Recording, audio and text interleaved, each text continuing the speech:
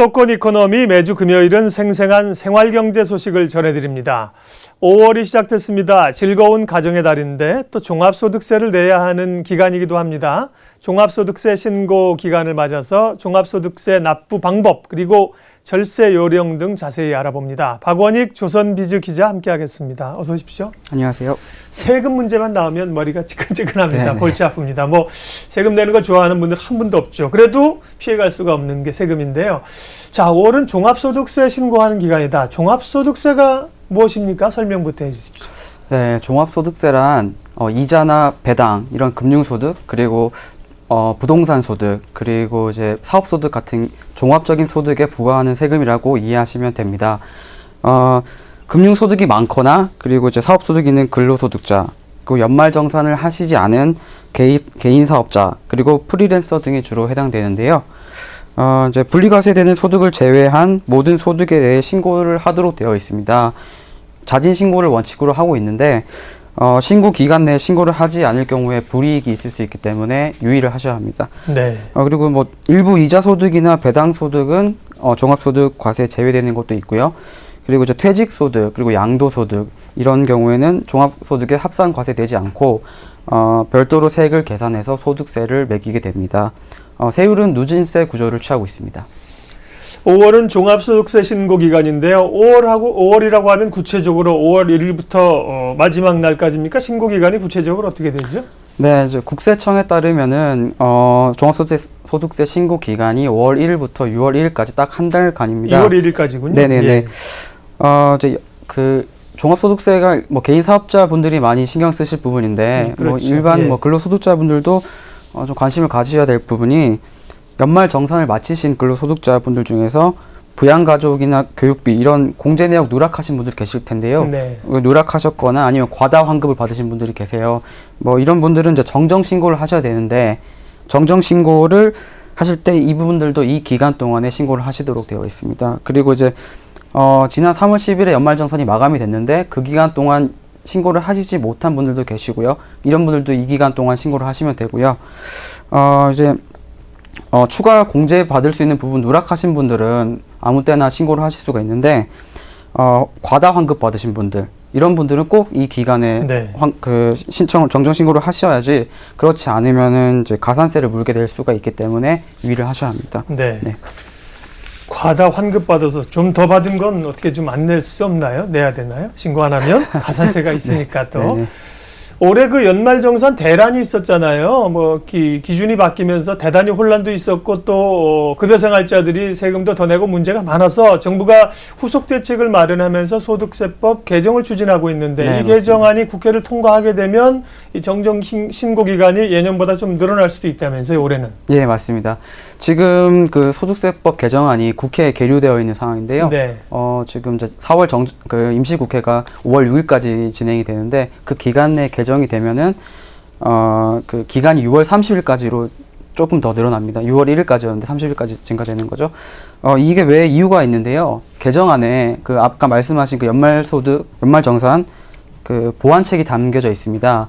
근데 이제 보완책이 담기면서 연말정산을 다시 해야 되니까 기업 입장에서는 기업이 원천 징수 의무자인데요. 예. 기업이 연말정산을 다시 이제 재정산을 해야 되는 상황이 됐죠. 그러다 보니까 이제 소득세, 종합소득세 신고를 할 때에, 원천 징수 영수증을 같이 제출해야 되는데, 이게 이제 재정산 되면은 다시 받아서, 다시 발급을 받아서 이제 신고를 해야 되기 때문에 네. 기간을 더 늘려주는 게 되는 겁니다. 그래서 이제 개정안이 통과되면은 6월 30일까지 신고를 해야 된다고 그렇게 이해를 하시면 될 것 같습니다. 네.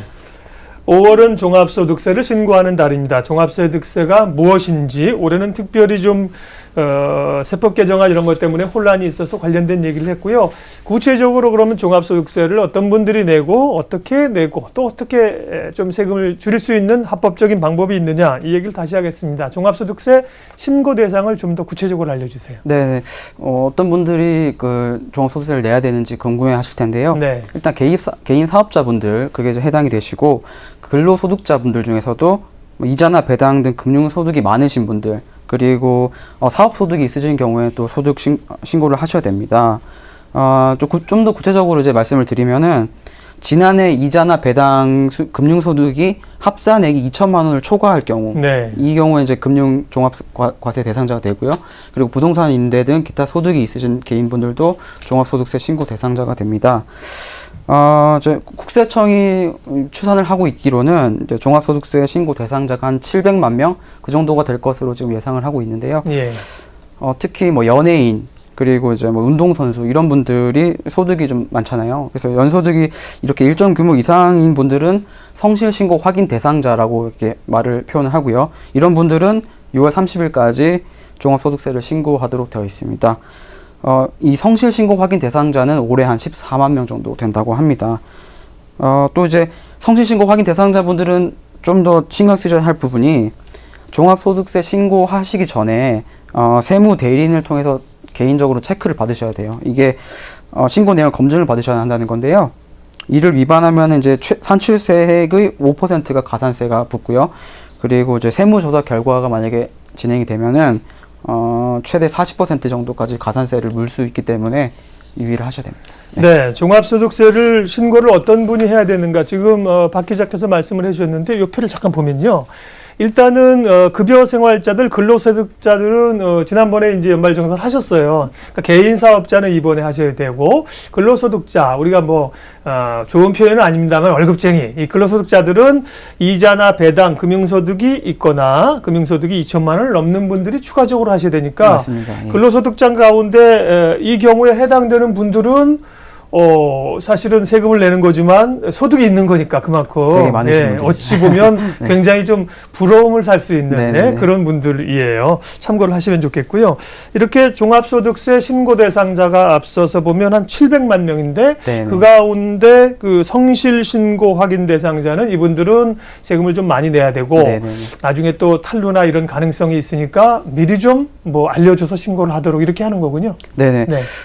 말씀하신 거를 국세청이 올해 좀 특별히 더 관리를 하고 있는데요. 네. 어떤 식으로 하고 있냐면은, 과거에 이제 사후 검증에 활용하던 자료가 있습니다. 뭐 네. 40개 정도 항목인데요. 뭐 복리후생비 과다 계상 뭐 이런 걸로 탈루를 하느냐 안 하느냐 네. 체크하는 그 항목이 40개 정도가 있는데 그거를 이제 그 자료를 최근에 국세청이 도소매업자들 그리고 이제 제조건설업자 그리고 학원 의료 전문직 종사자 해서 한 53만 명 정도한테 미리 보내줬습니다. 자료를. 예. 그러니까 이거를 자료를 주고 자료를 미리 제공해 줄 테니 소득신고를 제대로 해라. 이런 의미가 될 수 있겠죠. 그리고 도소매업종 종사자가 한 15만 1,000명 정도 되고요. 그리고 제조건설업종 종사자가 이 자료를 받은 분들입니다. 네. 15만 2천 명 되고 그리고 학원 의료 전문직 종사자분들이 한 5만 5천 명 정도 되는 걸로 지금 나와 있습니다. 그리고 또 이것과 별도로 소득률이 저조한 21만 명의 명단을 세무 대리인에게 미리 제공을 했고요. 이것도 다 이제 국세청이 한 건데요. 예. 170만 명 정도는 또 영세 세납자가 계신데 이런 분들은 이제 미리 산출세액을 채워서 신고서를 제공을 했어요. 그러니까 이제 그 신고서 제출하는 게 복잡하니까 미리 좀 어떤 것들은 네. 세액을 채워서 이제 신고서 제출이 편리하도록 이렇게 도와준 거죠. 이렇게 해서 이제 고소득자들 경우에는 사후 검증 및 세무조사를 엄정하게 실시할 계획이라고 합니다. 잘했네요. 미리 네네. 나중에 뭐 이런 게 문제가 돼서 세금을 더 내라 이런 것보다 가능성이 있는 부분들을 미리 좀 알려주고 네, 맞습니다. 예. 정보들을 주면서 이런 분들은 특별히 좀 신경 써서 세금을 신청을 해달라. 네, 맞습니다. 그리고 네. 기간도 6월 1일이 아니라 6월 30일까지로 네네네. 이분들은 그렇게 기간이 좀 더 기네요. 네네네. 예.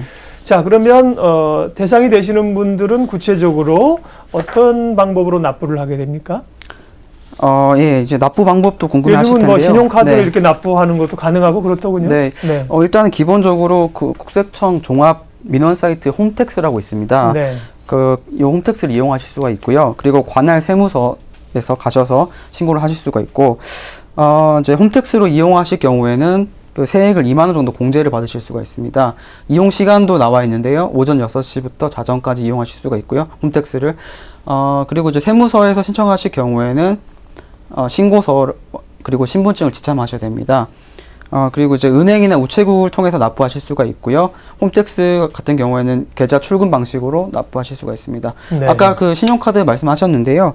신용카드가 원래 그 납부 한도가 있었습니다. 1,000만 원 정도 예. 정해져 있었는데 올해부터는 제한이 없어져가지고 한도를 없앴군요. 네네. 그 종합소득세도 신용카드로 한도 없이 이제 납부하실 수가 있게 되었습니다. 네, 예. 그렇군요. 잘했네요. 네. 예. 네네.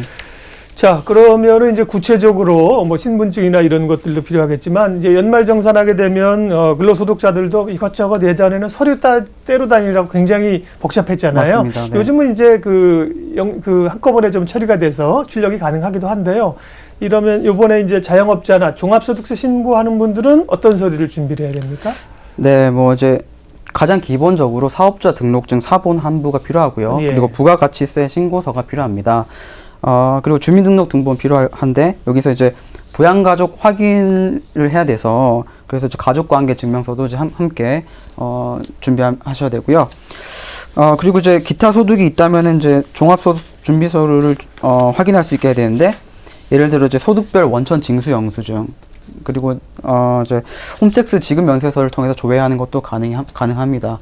그리고 이제 사업 관련 지출 증빙 서류가 많이 필요한데요. 이거는 뭐 연말정산 하실 때도 마찬가지인데 예. 증빙 서류가 많이 필요하잖아요. 그렇죠. 이것도 마찬가지, 종합소득세도 마찬가지입니다. 그래서 뭐 예를 들면 세금 계산서, 현금 영수증, 신용카드 전표, 종합소득세 신고용, 건강보험료 납부 확인서, 뭐 그리고 뭐 통신비 접대 명목 영수증도 있을 테고요.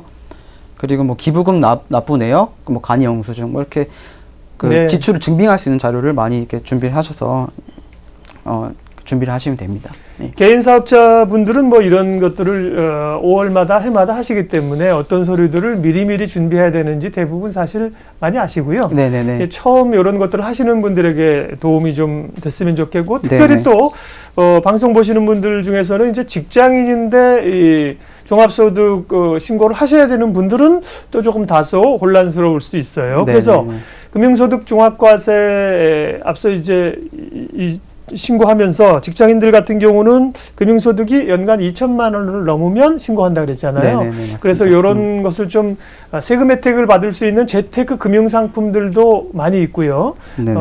많이 예전보다 사라지긴 했지만 그런 금융상품이나 방법 좀 알려주십시오. 네, 그 말씀하신 대로 그 일반 사업자분들은 좀 많이 알고 계시지만 네. 그 근로소득자들 일반 아까 월급쟁이라고 예, 표현하셨는데 맞아요. 그런 분들이 잘 모르시는 경우가 있는데 내가 옛날에 네. 연말정산 신청했는데 뭘 또 네. 해야 되냐 이럴 수 네네네네, 있거든요. 맞습니다. 예. 그 이제 기본적으로 금융소득이 연간 2천만 원 이상인 분들이 해당을 하는데요. 이분들이 실제로 늘었습니다. 예, 그 2013년 그러니까 지난해 집계를 한 건데요. 그 2013년 소득을 기준으로 지난해에 집계를 한 거죠. 네. 그 신고 인원이 14만 명, 약 13명 8천 명이 있는데 약 14만 명으로 이제 그 전년도에 비해서 2.5배가 늘었습니다. 예. 그러니까 이제 직장인 분들도 많이 금융소득 종합과세 내셔야 하는 분들이 많이 늘었다는 거죠. 그래서 이제 참고를 하시면 좋고요. 그다음에 이제 예. 금융소득 종합과세 네. 기준이 좀 낮아졌잖아요. 네네, 맞습니다. 4천만 원인가 해서 맞습니다. 2천만 네네. 원으로 낮아졌으니까 네네. 해당자가 훨씬 더 맞습니다. 많아졌겠죠. 맞습니다. 예. 정확한 예. 말씀하셨고 그래서 이제 올해도 한 14만 명 정도가 될 예. 것으로 지금 예상이 되고 있습니다. 아까 말씀하신 좀 절세에 도움이 되는 그런 상품들이 있는데요. 예를 들어 뭐 비과세 종합 저축 펀드라든지 네. 그 제형 저축 펀드 그리고 이제 하이힐드 펀드 등이 있는데 뭐 이제 비과세 상품으로는 이제 제형 저축 국내 상장 주식에 직접 투자하는 것도 비과세 상품이 되고요. 네. 이제 분리과세 아까 여기서 말씀드렸는데 분리과세 정도 그 상품 중에서는 뭐 고배당 주식이나 10년 만기 장기 채권도 포함이 됩니다. 네. 네, 그런 거 생각하시면 될 것 같습니다. 네, 그렇습니다. 그래서 우리가 금융상품 소개해 드릴 때 기본적으로 이렇게 세액공제가 되는 상품들은 기본으로 좀 가져가라. 전문가들이 말씀을 네네네, 하시더라고요. 맞습니다. 그런 상품들이 들어놓으면 이럴 때 혜택이 된다는 걸 좀 알아두시면 좋겠고요.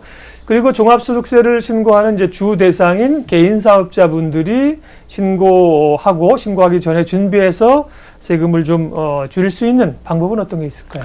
네, 이제 사업자분들이 많이 소득신고 대상자가 되기 때문에 예. 많이 참고를 하셔야 될 부분인데요.